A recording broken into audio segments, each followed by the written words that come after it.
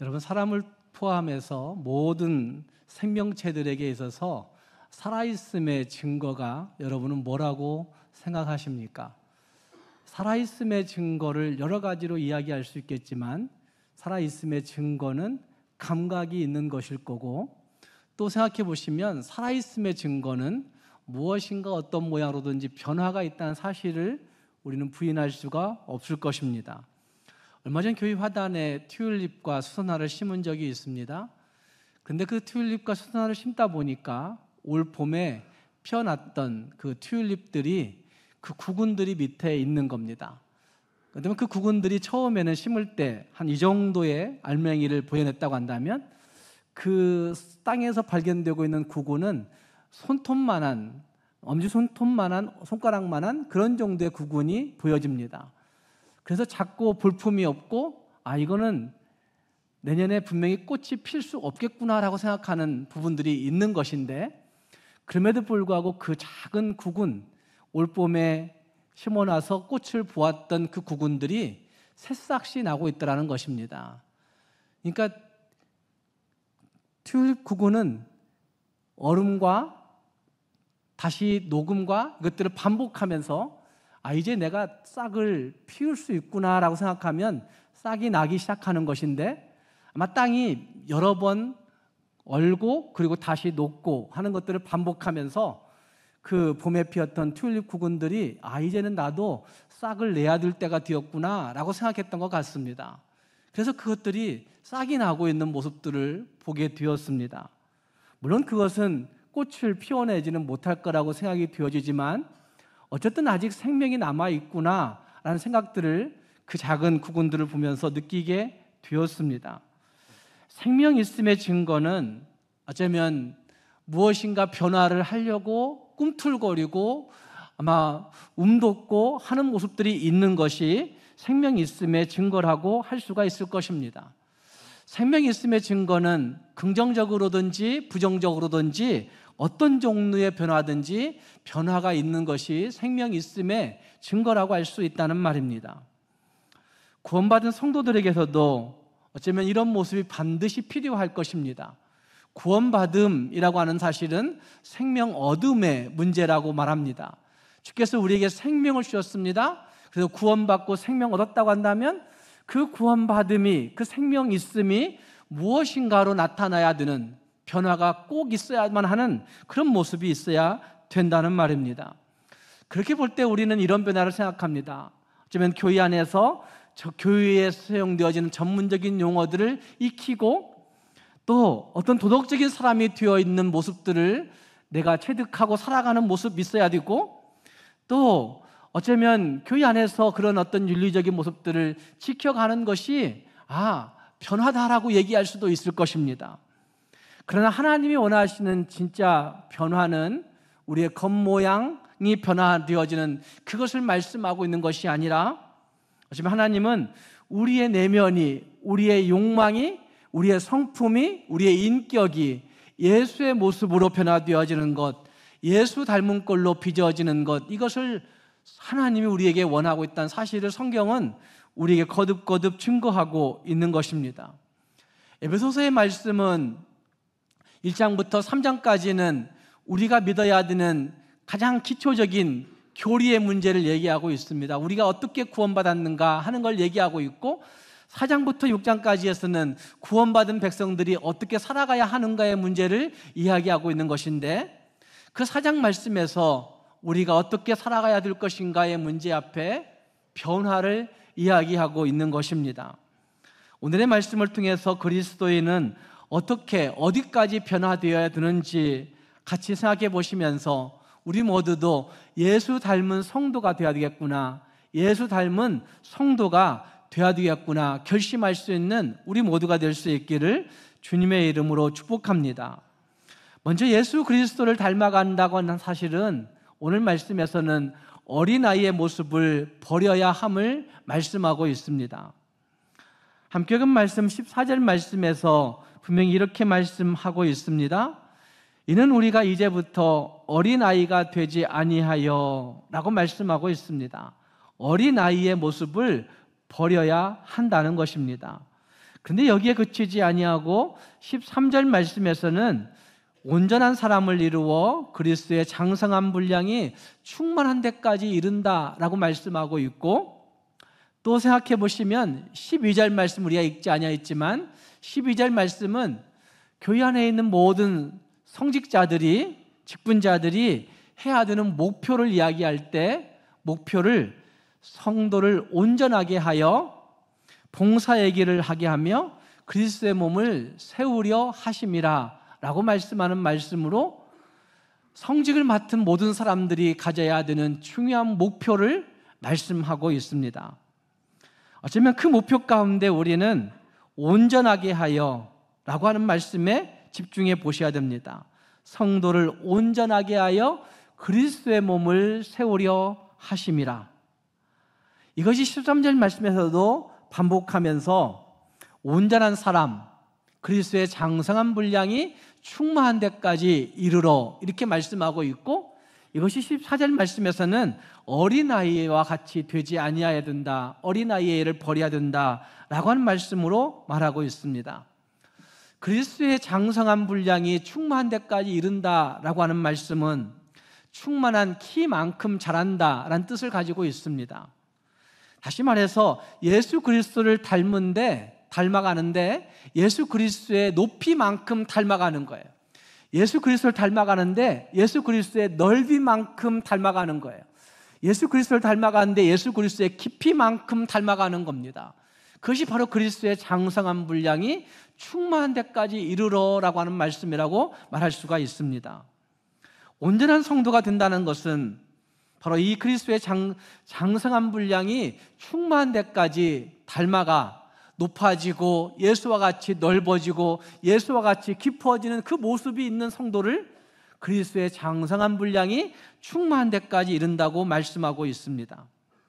그래서 우리를 통해서 그리스도가 모든 사람에게 직접적으로 간접적으로 증거될 수 있을 만큼 우리의 성품과 인격이, 우리의 욕망과 우리의 삶이 변해가야 된다는 사실을 말씀하고 있는 것입니다. 이렇게 말할 때 사랑하는 여러분, 이것이 이 세상에서 가능한 일이라고 생각하십니까? 아니, 이 세상에서 정말 실현 가능한 표준이라고 말할 수 있을까요? 아니면 정말 그거는 목사님 이상적인 거예요, 천국 가야 되는 건 아니에요? 이렇게 말할 수 있는 분들이 많을 겁니다. 어떤 교단에서는 이런 내용들을 가지고 완전 거룩을 가르치기도 하는 교단들이 있습니다. 우리가 이 세상 살 동안 이 수준에까지 이르러야 된다. 그래서 이 수준에 이르르게 되면 그는 죄도 범하지 아니하고 그는 완전 거룩함에 이르게 된다라고 가르치는 교단도 있습니다. 매우 잘못된 이단의 모습일 수 있습니다. 왜냐하면 성경 전체를 놓고 볼 때 성경을 조금만 깊이 생각해 보시면, 검토해 보시면 이 세상에서 예수님처럼 될 수 있는 사람은 아무도 없습니다. 예수님이 될 만한 사람은 이 땅에 아무도 없다는 말입니다. 성경을 읽으면 읽을수록, 세상 성경을 연구하면 연구할수록, 성경을 배우면 배울수록 나는 예수 닮는 것이 너무나 어렵구나, 나는 예수 닮기에 너무 부족한 자구나 라는 사실을 절망적으로 느끼게 된다는 말입니다. 다시 말하면 완전한 수준에 이르지 못한다는 것, 우리는 성경을 통해서 얼마든지 느끼게 되고 증명할 수가 있다는 말입니다. 그러니까 이 그리스도의 장성한 분량이 충만한 데까지 이르러라고 하는 말씀은, 온전한 성도가 된다는 말씀은 완전히 도달하는 산 꼭대기에 이른다라고 하는 표현이라기보다는 항상 우리가 바라보고 항상 그것을 향하여 항상 그것을 표대처럼 여기고 나아가야 할 것을 말씀하고 있는 것이 이 말씀이라 말할 수 있습니다. 예수 그리스도를 믿는 모든 성도들에게 이 목표가, 이 표대가 있다는 사실을 말씀하고 있다는 말입니다. 죽을 때까지 그 일이 안 이루어질 수 있습니다. 그렇다고 해서 포기해야 될 것을 말씀하고 있나요? 그렇지는 않습니다. 죽을 때까지 안 되겠지만 그럼에도 불구하고 예수의 구원을 누렸기 때문에 그때부터 우리는 끝까지 노력하고 끝까지 성숙해지고 끝까지 엎드리고 끝까지 하나님 앞에 굴복하여 살아가야 할 것을 말씀하고 있는 것이 성경이 우리에게 계속해서 증거하고 있다는 말입니다. 이와 같이 장성한 분량이 충만한 데까지 이르기 위해서 예수 그리스도를 닮은 꼴이 되기 위해서 우리는 어떻게 해야 되겠습니까? 함께금 말씀에서는 필수적으로 어린아이와 같이 되지 말라고 말씀하고 있습니다. 어린아이와 같이 되지 말라. 여러분이 어린아이와 같이 된 분들은 없다고 생각하실 것입니다. 그런데 여러분의 믿음은 진짜 어린아이와 같지 않습니까? 여러분의 믿음은 진짜 어른이 되어 믿음 생활하고 있으십니까? 에베소 교회에 이 말씀을 하고 있는 이유는 아마 에베소 교회의 많은 성도들 가운데 교회 공동체 안에 이 어린아이의 신앙을 가지고 있는 영적 미숙아의 모습이 많이 있었기 때문에 사도 바울은 그리스도인의 삶을 이야기하는 그 첫 대목에서 어린아이의 일을 버리라고 말씀하고 있는 말씀을 하고 있다고 보여집니다. 어쩌면 어린아이의 모습은 그 당시에 교회만 있었던 것이 아니라 오늘날의 교회에도 마찬가지로 똑같이 어린아이의 신앙을 가지고 신앙생활을 하는 사람들이 너무나 많이 있구나라는 사실들을 발견하게 됩니다. 어린아이의 신앙은, 영적 미숙아의 신앙은 하나님의 지혜에 귀를 기울이지 않는 모습인 것을 말씀하고 있습니다. 고린도전서 14장 20절 말씀에서 이렇게 말씀합니다. 형제들아, 지혜에는 아이가 되지 말고 악에는 어린아이가 되라. 지혜에는 장성한 사람이 되라 라고 말씀하십니다. 여러분, 이 지혜라고 하는 단어를 선으로 바꾸어서 같이 읽어보겠습니다. 선으로 바꾸시는 겁니다. 두 개의 지혜를 선으로 바꾸어서 같이 읽겠습니다. 시작. 형제들아, 선에는 아이가 되지 말고 악에는 어린아이가 되라. 선에는 장성한 사람이 되라. 여러분, 이게 무슨 말씀일까요? 어쩌면 교회 안에 지혜에는 어린아이 짓을 하고 악한 일에는 어른처럼 하는 사람들이 많이 있다는 사실을 말씀하고 있는 것이 이 고린도전서 14장의 말씀이라고 말할 수 있습니다. 선한 일에는 어린아이처럼 하고 악한 일에는 어른처럼 하고 있는 사람들이 너무나 많다는 말입니다. 이렇게 말하면 목사님 우리는 아닌 것 같아요 라고 얘기했지만 선한 일, 하나님의 지혜의 일들을 할 때에는 나 그거 잘 몰라요, 나 못해요, 나는 아직 거기까지는 못 도달했어요, 이렇게 얘기하는 사람들이 너무나 많습니다. 그런데 악이라고 하는 단어를 다시 세상으로 바꾸어 보시면 세상의 일들, 세상에 돈 버는 일들, 세상에 명예 찾는 일들, 세상에 권력 누리는 일들, 세상에 힘 부리는 일들에는 모두가 다 어른이 되어 있어요. 얼마나 계산이 빠른지. 세상 돌아가는 이 이야기 속에는 모두가 다 어른이 되어서 여러 가지 좋지 못한 이야기들을 함께 늘어놓으며 행하는 모습들이 어른들이 너무나 많은 거예요. 얼마나 센스가 빠른지. 교회 일에는 센스가 너무나 둔한데 그거 왜 내가 해야지? 그거 왜 내가 헌신해야지? 그거 내가 왜 희생해야지? 내가 그거 왜 섬겨야지? 교회 일에는, 하나님의 일에는 센스가 굉장히 둔한데 세상 일에는 굉장히 센스가 빠른 그런 모습이 이 어린아이와 어른의 모습을 비교하고 있는 말씀이라고 말할 수가 있는 것이죠. 비록 그가 행동으로 악을 저지르지 않는다 할지라도 이미 악에는 어른이 되어 있는 것이고, 다시 말하면 세상 일에는 굉장히 어른이 되어 있는 것이고, 선에 대해서, 하나님의 말씀에 대해서, 하나님의 지혜에 대해서는 어린아이라고 말하고 어린아이와 같은 행동으로 나는 못하는 척, 모르는 척, 나는 할 수 없다고 이야기하는 그런 일들이 너무나 많이 있는 것이죠. 히브리서 5장 13절 말씀에서는 이것과 연관돼서 그 어린아이의 모습을 의의 말씀을 경험하지 못한 자라고 말씀하고 있는 것을 볼 수 있습니다. 히브리서 5장 13절 말씀을 보십시오. 이는 젖을 먹는 자마다 어린아이니 뭐하지 못한 자라고 얘기합니까? 의의 말씀을 경험하지 못한 자요 라고 말씀하고 있습니다. 의의 말씀을 경험하지 못한 사람이라고 말하고 있는 이 대목은 그 말씀을 적용하지 못하는 거예요. 그 말씀을 적응하지 못하는 거예요. 그 말씀을 깨닫고 적용하는 능력이 약한 것이고, 그 말씀을 깨닫고 내 삶에서 적응시키는 능력이 약해진 사람들의 모습을 이야기하고 있다는 말입니다. 그 말씀을 깨닫고 적용하지 못하니까 하나님 말씀이 진리라고 확신을 하지 못해요. 왜 그 말씀을 적용해 봐야만이 하나님 말씀이 진짜 진리구나, 하나님 말씀이 진짜 능력이구나, 내 삶에서 이런 부분에서 하나님 말씀이 역사에서 내게 힘 주시는구나, 이루어 주시는구나 라는 사실을 깨닫고 체험하게 되는데, 예수를 10년, 20년 믿어도 생전 그 말씀을 통해서 경험하는 일들이 없는 성도들이 너무나 많이 있다는 것입니다. 그러니까 어린아이의 신앙은 자기 비위에 맞는 말씀만 좋아하는 겁니다. 자기 취향에 맞는 말씀만 좋아하는 겁니다. 자기를 격려해 주는 말씀만 좋아하는 겁니다. 아주 기초적인 말씀, 그 말씀 가운데 자기가 그냥 머물러 있는 것들을 너무나 좋아하는 겁니다. 조금만 자기가 받아들이기 힘든 말씀이 주어지면 그 말씀을 거부하게 되고, 예수님 당시에 예수님을 많이 따라다녔던 무리들이 많았지만 예수님이 좀 부담스러운 말씀을 하면 금방 예수님 다 떠나버리는, 예수님 다 배신해버리고 떠나버리는 사람들이 많았던 것처럼, 그 무리들과 같은 신앙을 가진 사람들이 이 교회 안에 너무나 많이 있다는 말입니다. 히브리서 5장 13절 말씀, 14절 말씀에 이렇게 말씀합니다. 의의 말씀을 경험하지 못한 자요, 14절 말씀에서는 단단한 음식은 장성한 자의 것이니 그들은 지각을 사용함으로 연단을 받아 선악을 분별하는 자들이니라. 그러니까 의의 말씀을 경험한다는 얘기는 그 말씀을 가지고 선과 악을 분별할 수 있는 능력이 있는 사람들이라는 사실을 분명하게 이야기해 주고 있는 것입니다.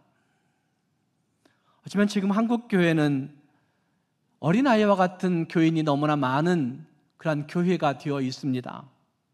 그래서 예수님을 따라다니는 무리에 불과한 그런 그리스도인들이 너무나 많이 있다는 말입니다. 물론 이것은 가르치는 목회자의 책임일 수 있습니다. 뿐만 아니라 그 교역자들의 책임뿐만 아니라 그 말씀을 먹이고 있는 교사들의 책임이고, 그 말씀을 전달하고 있는 그 구역의 예배 인도자들의 책임이라고 얘기할 수 있습니다. 정말 주의 말씀을 체험해야 되는데 그 말씀을 체험하지 못하는 일들이 너무나 많이 있는 거죠. 주일 설교 한 번 가지고 그 말씀을 다 체험할 수 있습니까? 절대로 안 됩니다. 절대로 안 됩니다. 주일 말씀 한 번 듣는 것 가지고 어떻게 우리가 그 말씀을 적용하고 그 말씀을 살아내고자 하는 결심들이 계속해서 일어날 수 있습니까? 그러지 못합니다. 예수님께 와서 질문하는 사람들이 많았었습니다. 그때 예수님께서 그들에게 하는 말씀 중에 이런 말씀을 하신 적이 있습니다. 너희들이 하나님과 그의 말씀을 모름으로 너무 크게 오해했다라고 말씀하고 있는 말씀을 볼 수 있습니다. 하나님의 말씀과 그 능력을 몰라서 오해하는 일들이 이 땅의 교회 가운데도 너무나 많이 있다는 말입니다. 그 말씀이 진짜 진리라면 그 말씀이 내게 적용되어야 될 텐데, 그 말씀을 살아내야 될 텐데 그 말씀을 적용하지 않으니까 살지 못하는 것이죠. 여러분, 제게 여기에 칼이 있다고 생각해 보십시오. 제가 지금 칼을 쥐고 있습니다. 근데 이 칼이 정말 고급 칼이에요. 세상에서 가장 좋은 칼이에요. 메이커가 있는 칼이에요. 근데 그 칼은 무엇으로 증명할 수 있어요? 메이커로 증명할 수 있나요? 좋은 칼이라고 얘기해서 증명할 수 있나요? 그렇지 않을 겁니다. 가장 힘들고 어려운 어떤 것들을 배워봐야 알 것입니다. 배워봐야 알 것입니다. 배워보니까 이 칼이 진짜 좋은 칼이야, 이 칼이 진짜 좋은, 날이 잘 갈아져 있는, 서 있는 칼이야 라고 말할 수가 있는 것이죠. 하나님의 말씀이 과연 진리의 능력이라고, 하나님의 말씀이 진짜 힘이라고, 하나님의 말씀이 진짜 위로라고, 하나님의 말씀이 진짜 평강이라고, 하나님의 말씀이 내게 길이요 진리요 생명이라고 말씀할 수 있는 이유는 그 말씀이 내게 적용되어져서 나오는 것이어야 진짜 힘이 있다는 말입니다. 어쩌면 흥하든지 망하든지 하나님 말씀 앞에 맡기고 살아봐야 되는데, 순종해 봐야 되는데 전혀 순종하지 않고 살아보지 않고, 그래야 능력이 나타날 수 있는데 그거 하지 않고 어떻게 하나님의 말씀을 경험할 수 있겠습니까? 사랑하는 여러분, 듣고 간직하여서 그 말씀이 내게 적용되어짐으로 말미암아 내 삶의 구석구석에서 그 말씀이 적용되어져 진짜 능력이 나타날 수 있는 여러분들이 될 수 있기를 바랍니다. 바로 그것이 어린아이의 신앙을 버리는 모습이라고 성경은 말하고 있습니다. 그리고 어린아이의 모습은 행함이 있을 수 없습니다. 야고보서 2장 44절 14절 말씀에 내 형제들아 만일 사람이 믿음이 있노라 하고 행함이 없으면 무슨 유익이 있으리요? 그 믿음이 능히 자기를 구원하겠느냐? 내가 믿음이 있다 말하면서 행함이 없다면, 삶이 없다면 그 믿음이 그를 구원할 수 있다 없다? 그를 구원할 수 없다고 얘기하고 있어요. 여러분 말씀 가지고 살아내지 아니하면 여러분의 믿음이 헛되다고 이야기하고 있는 말씀이라고 볼 수가 있는 거예요.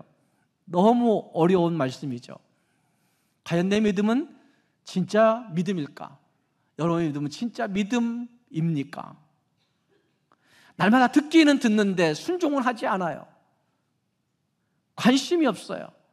순종하려고 들지를 않는다고 한다면 그거 어린애의 모습인 거죠. 어린아이들은 순종하는 데 익숙하지 않습니다. 그리고 특히나 요즘 부모 세대의 이야기에 아이들은 관심이 없습니다.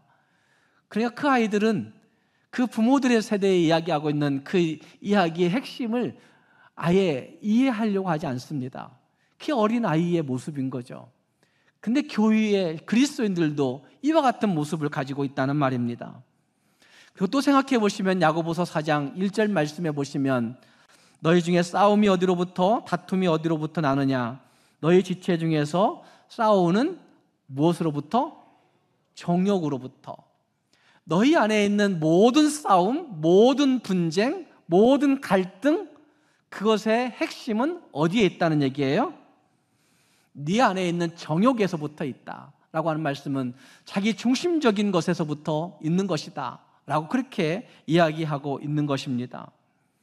그래서 분쟁을 일으켜 자기 마음, 자기 생각이 맞지 않으면 항상 틀어져서 살아가는 그런 모습들 있는 것을 볼 수가 있습니다. 사랑하는 여러분, 영적 어린아이의 모습 가운데 나는 어떤 모습이 아직 극복되지 않은 모습인지 생각해 볼 수 있기를 바랍니다. 우리는 하나님의 지혜, 하나님의 선에 진짜 어른이 되어 있으십니까? 정말 우리는 의의 말씀을 잘 경험하고 체험하고 있는 사람들이 맞습니까? 정말 우리는 하나님 앞에서 행함이 있는 믿음을 가지고 살고 있으십니까? 정말 우리는 하나님 앞에서 자기 중심성을 버리고 살고 있으십니까? 예수님께서 말씀하십니다. 너희가 나를 따라오려거든 뭐하라고 얘기했어요? 첫 번째, 자기를 부인하고, 두 번째, 자기 십자가를 지고 나를 쫓을 것이니라 라고 말씀하셨는데, 어쩌면 우리는 자기 부인부터 안 되니까, 자기 중심성을 버리지 못하니까 그 다음 내 십자가가 있는지 없는지 관심도 없는 거예요. 진짜 내가 져야 될 십자가가 무엇인지조차도 모르는 거예요. 내가 진짜 희생하고 섬기고 헌신해야 될 부분, 그것이 내 십자가인데도 불구하고 내 십자가가 무엇인지조차도 모르는 거예요. 무엇 때문에? 자기 중심성 때문에. 다 내 유익으로, 내 중심으로 해석하고 내 중심으로 이해하고 내 중심으로 모든 것들을 갖추기 때문에 자기 부인이 없이는 자기 십자가 진다는 것도 안 된다는 사실을 성경은 우리에게 말씀하고 있는 것입니다. 사랑하는 여러분, 우리는 영적 어린아이의 모습 가운데 어떤 부분이 극복되지 못한 것인가 한번 생각해 볼 수 있기를 바랍니다. 그리고 영적 유치를 잘 점검하여서 정말 영적 미숙아의 단계를 버리고 정말 변화의 모습으로, 주께서 원하시는 변화의 모습으로 성숙해져 갈 수 있는 진짜 그리스도인들이 될 수 있기를 주님의 이름으로 축복합니다. 또 한 가지, 어떻게 우리가 예수 닮는 성도가 될 수 있을 것인가? 두 번째는 믿는 것과 아는 것에 하나가 되어야 됩니다.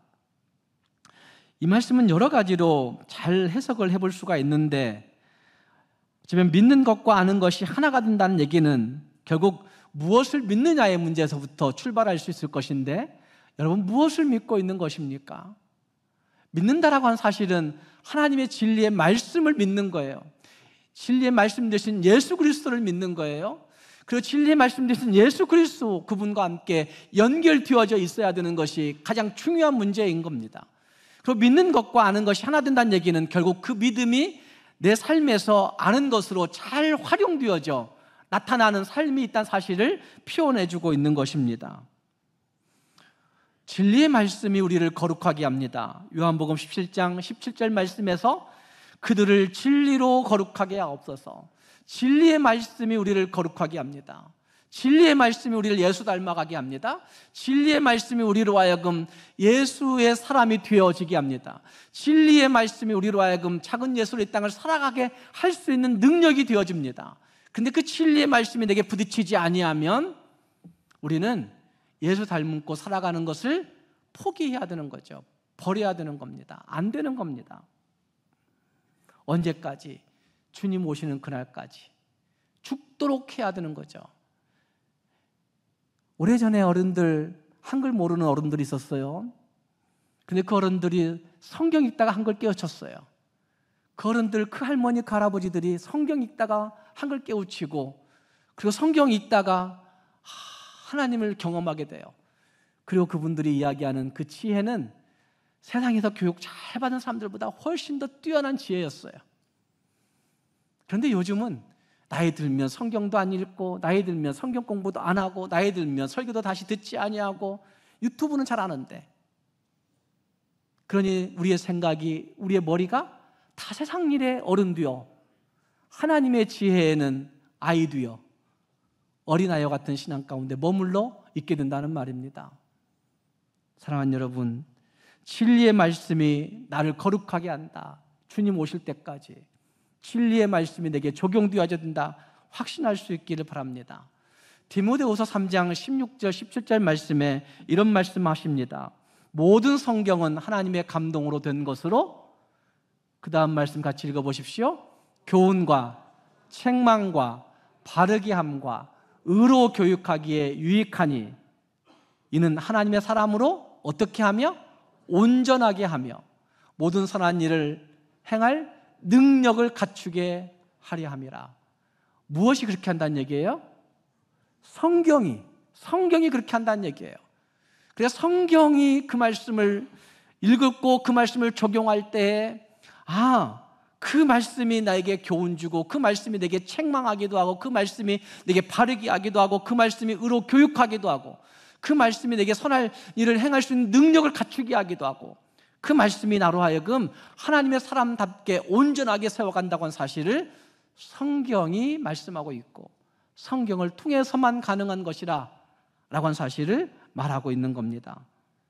사랑하는 여러분, 진리의 말씀 앞에 설 수 있는 저와 여러분이 꼭 될 수 있기를 바랍니다.